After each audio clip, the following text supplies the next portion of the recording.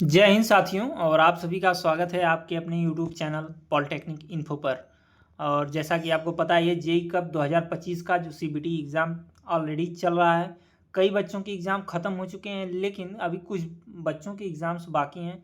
उनके लिए लेकर हम आ चुके हैं बिल्कुल भी लेटेस्ट पैटर्न पर आधारित क्वेश्चन, जो कि आपके रसायन विज्ञान के इसमें टॉप 20 क्वेश्चंस मैं आपको बताने जा रहा हूँ, जो आपके 3-4 दिनों में पिछले क्वेश्चन पूछा जा चुका है। ठीक है, उसी टाइप का क्वेश्चन मैं आपको यहाँ पे देखने को आपको मिलेगा और इसी टाइप का एग्जाम में आपके आने वाला है। ठीक है, तो जितने बच्चे अभी तक चैनल पर नए हैं तो चैनल को एक लाइक कर दीजिए और सब्सक्राइब करके टेलीग्राम चैनल का लिंक डिस्क्रिप्शन में जाके ज्वाइन कर लीजिए, ताकि जेई कब से आई हुई हर एक लेटेस्ट अपडेट का नोटिफिकेशन आप तक सबसे पहले पहुंच पाए। ठीक है, सबसे पहला क्वेश्चन हम देखेंगे। सबसे लचीला धातु होता है चांदी, प्लैटिनम, तांबा, सोना। सबसे लचीला धातु आपको बताना है, तो इसमें से आपका जो राइट जवाब हो जाएगा वो चांदी, यानी ऑप्शन नंबर ए यहाँ पे आपका करेक्ट ऑप्शन हो जाएगा। सबसे लचीला जो धातु होता है वो चांदी होता है। ठीक है, जनरल नॉलेज का क्वेश्चन आप कह सकते हैं इसको, एकदम सिंपल सा क्वेश्चन। ठीक है, उसके बाद आयरन ऑक्साइड की डैश के साथ प्रक्रिया का उपयोग रेलवे की पटरियों या मशीन के टूटे हुए पुर्जों को जोड़ने के लिए किया जाता है। मैग्नीशियम, एल्यूमिनियम, मैग्नीज, जस्ता। तो इन चारों में से किसका प्रयोग किया जाता है मशीन के टूटे हुए पुर्जों को जोड़ने के लिए, आपको बताना रहेगा। तो 122 का जो आपका राइट जवाब हो जाएगा वो हो जाएगा एल्यूमिनियम, यानी ऑप्शन नंबर बी यहाँ पे आपका करेक्ट ऑप्शन हो जाएगा। एल्यूमिनियम के साथ प्रक्रिया कराने पर रेलवे की पटरियों या मशीन के टूटे हुए पुर्जों को जोड़ने के लिए किया जाता है। ठीक है, उसके बाद नेक्स्ट क्वेश्चन है, डैश के ऑक्साइड को कार्बन कम नहीं कर सकता। ठीक है, AiZnSnFe। तो इसमें से 123 का जो आपका राइट जवाब हो जाएगा वो आई हो जाएगा एल्युमिनियम। एल्युमिनियम के ऑक्साइड को कार्बन कम नहीं कर सकता। ठीक है, ऑप्शन नंबर ए यहाँ पे आपका करेक्ट हो जाएगा। अब नेक्स्ट है, स्टील और लोहे को जस्ता एक ही पतली परत के साथ कोटिंग करके जंग से बचाने की एक विधि है। ठीक है, टिनिंग, एडोनाइजिंग, गैल्वनाइजेशन, फास्फेटिंग। तो यहाँ पे जो 124 का आपका जो राइट जवाब हो जाएगा वो हो जाएगा यहाँ पे option number C. Option number C, galvanization की पूरी डेफिनीशन यहाँ पे पूछा गया है। यहाँ पे डेफिनीशन लिखा है, उसको बताना रहेगा कौन सी किसकी डेफिनीशन है। ठीक है, पूरा उसके बारे में ही लिख दिया है। तो ऑप्शन नंबर सी गैल्वेनाइजेशन आपका करेक्ट ऑप्शन यहाँ पे हो जाएगा। उसके बाद कांस्य, तांबा तथा डैश का एक मिश्र धातु है जस्ता, क्रोमियम, निकल, टिन। तो 125 का जो आपका राइट जवाब है वह टिन हो जाएगा। ठीक है, कांस्य, तांबा तथा टिन का एक मिश्र धातु है। ठीक है, नहीं ऑप्शन नंबर डी यहाँ पे आपका राइट हो जाएगा। उसके बाद सब्जियों के पदार्थ का कंपोस्ट में अपघटन प्रक्रिया का एक उदाहरण है endothermic, exothermic, displacement, double displacement. तो 126 का जो आपका हो जाएगा यहाँ पे एक्सोथर्मिक, ऑप्शन नंबर बी यहाँ पे आपका करेक्ट हो जाएगा। ठीक है, एक्सोथर्मिक रिएक्शन यहाँ पे होगा, एक्सोथर्मिक प्रतिक्रिया यहाँ पे होगी किसी भी सब्जियों का कंपोस्ट तैयार करने में। प्लास्टर ऑफ पेरिस, आपके घर में पीओपी तो होता ही होगा, रूफ में जो होता है, छत में जो होती है उसे पीओपी कहते हैं। आपके घर में हुआ ही होगा प्लास्टर ऑफ पेरिस, जिसको शॉर्ट लॉन्ग में बोला जाता है। उसका फार्मूला देखिए यहाँ पे पूछ दिया गया है।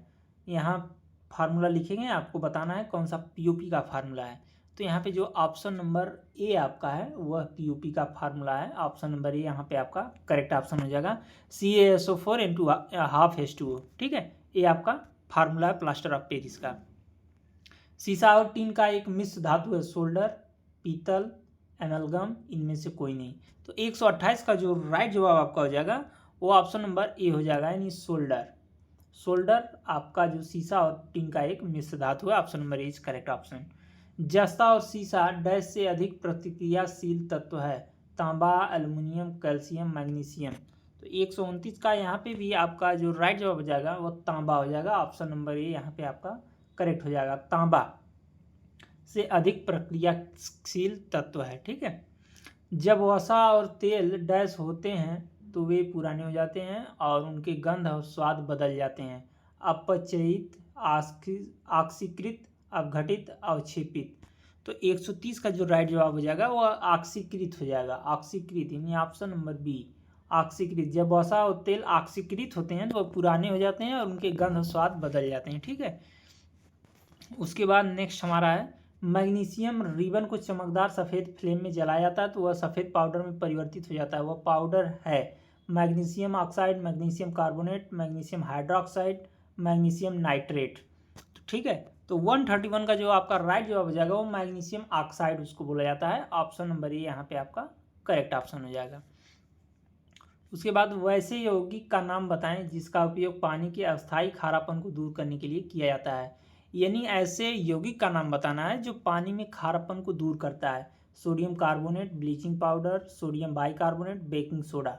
तो 132 का जो यहाँ पे आपका राइट जवाब हो जाएगा वह हो जाएगा सोडियम कार्बोनेट। सोडियम कार्बोनेट को हम पानी से खारापन को दूर करने के लिए करते हैं। यहाँ पे ऑप्शन नंबर ए आपका करेक्ट ऑप्शन। ठीक है, कैल्शियम ऑक्साइड पानी के साथ तीव्रता से प्रक्रिया करके डैश उत्पन्न करता है। चूना पत्थर, विरंजक चूड़, बुझा चूना, इनमें से कोई नहीं।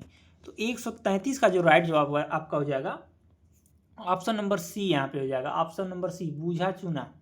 बुझा चूना से प्रक्रिया करके कैल्शियम ऑक्साइड पानी के साथ तीव्रता से प्रक्रिया करके उत्पन्न होता है। ठीक है, बुझा चूना यहाँ पे राइट जवाब हो जाएगा।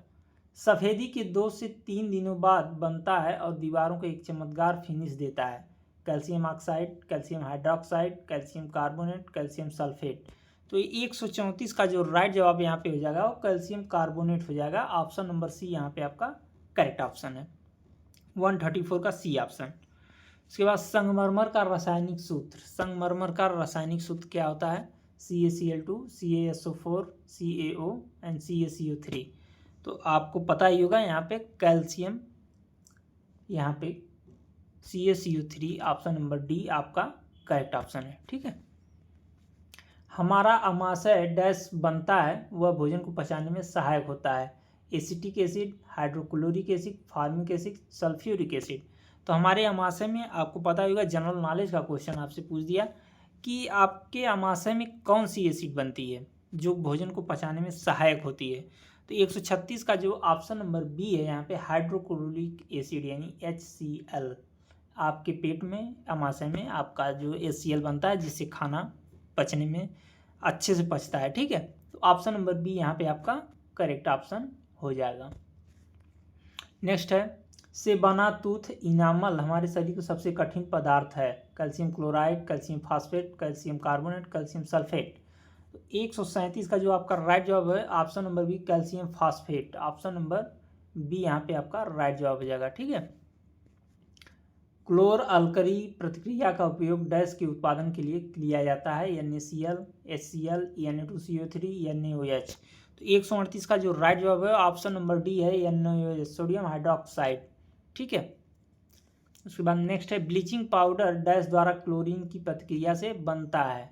ठीक है, चूना पानी, सूखा बुझा चूना, चूना पत्थर, इनमें से कोई नहीं। तो 139 का जो राइट जवाब है सूखा बुझा चूना यानी ऑप्शन नंबर बी आपका यहाँ पे करेक्ट हो जाएगा। ब्लीचिंग पाउडर सूखा बुझा चूना द्वारा क्लोरीन की क्रिया से बनता है। ठीक है, और इस सेशन का लास्ट और important question sodium hydrogen carbonate NaCO3 है, बेकिंग सोडा है, वॉशिंग सोडा है, ब्राइन है, इनमें से कोई नहीं। फार्मूला देखिए मोस्ट इंपॉर्टेंट है, फार्मूला आप जरूर तैयार करिएगा। जैसे ब्लीचिंग हो गया, धामन सोडा हो गया, ठीक है, चूना पत्थर हो गया, प्लास्टर ऑफ पेरिस हो गया। ये सारे जनरल फार्मूलाज जो हैं बहुत टफ नहीं, जो नॉर्मली आपसे पूछे जाते हैं वो सारी चीज़ें आप याद करेंगे। तो sodium hydrogen carbonate baking soda का फार्मूला आपको पता ही है। ठीक है, इसमें बताने की बात नहीं, कई बार मैं आपको बता चुका हूँ। इस सोडियम बेकिंग सोडा का फार्मूला है, option number is correct option. ठीक है, तो ये रहे सारी टॉप 20 क्वेश्चन। बाकी दीजिए इजाज़त, अब मिलते हैं नेक्स्ट वीडियो में। आज के लिए इतना ही। ठीक है।